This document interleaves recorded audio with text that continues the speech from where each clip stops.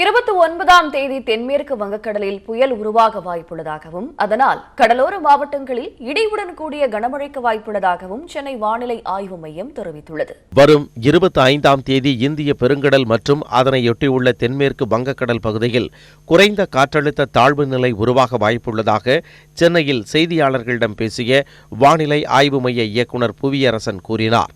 இது காற்றழுத்த தாழ்வு மண்டலமாக மாறி அடுத்த 2 நாட்களில் தமிழக கடற்கரையை ஒட்டி நகர்ந்து சென்னை நாகை இடையே 29ஆம் தேதி புயலாக வலுப்பெறும் என்றும் தெரிவித்தார். வரும் 25ஆம் தேதி இந்திய பெருங்கடல் மற்றும் அதனை ஒட்டியுள்ள தென்மேற்கு வங்கக்கடல் பகுதியில் குறைந்த காற்றழுத்த தாழ்வு பகுதி உருவாக வாய்ப்பு உள்ளது. இது மேலும் வலுவடைந்து 25ஆம் தேதி காற்றழுத்த தாழ்வு மண்டலமாக மாறக்கூடும். அதனைத் தொடர்ந்து 2 நாட்களில் தமிழக கடற்கரையை நோக்கி நகர்ந்து 29ஆம் தேதி புயலாக வலுவடையும்.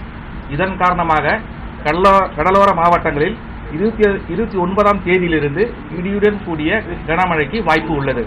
இதனிடையே தமிழகத்தில் வெப்பச்சலனம் காரணமாக ஒரு சில இடங்களில் நேற்று மழை பெய்தது.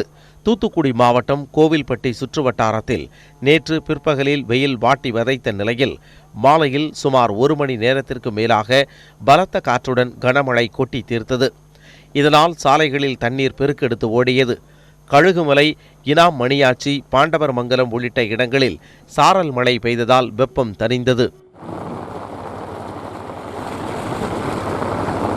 விருதுநகர் மாவட்டம் ராஜபாளையம் சுற்றுவட்டாரத்தில் 2வது நாளாக இடியுடன் கூடிய கனமழை பெய்தது.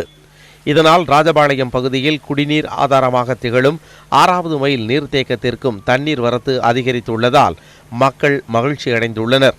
காந்தி சிலை, ரவுண்டானா, பழைய பேருந்து நிலையம் பகுதிகளில் கழிவுநீர் கால்வாய் தூர்வாராமல் உள்ளதால் சாலைகளில் மழைநீர் தேங்கி உள்ளது.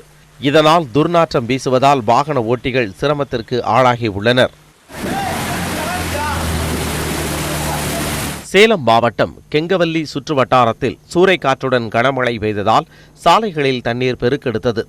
கூடமலை, தம்மம்பட்டி, வலசக்கல்பட்டி, கோனேரிப்பட்டி உள்ளிட்ட இடங்களில் ஆயிரக்கணக்கான பாக்கு மரங்கள் வேரோடு சாய்ந்தன.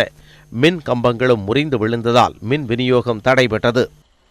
இந்த தடவை எங்களுக்கு இழப்புங்கிறது பெரிய இழப்புங்க சார். இதுக்கு உரம் வச்சு எல்லாம் வச்சு செலவு பண்ணி இப்போ காப்பு வர்ற டைமில் அந்த மாதிரி இழப்புங்கிறது எங்களுக்கு ஈடு செய்ய முடியாத இழப்பாக இருக்குங்க சார். இன்னும் இது இன்னும் 3 மாதம் ஆயினா அறுவடை வர்ற சமயம் சார்.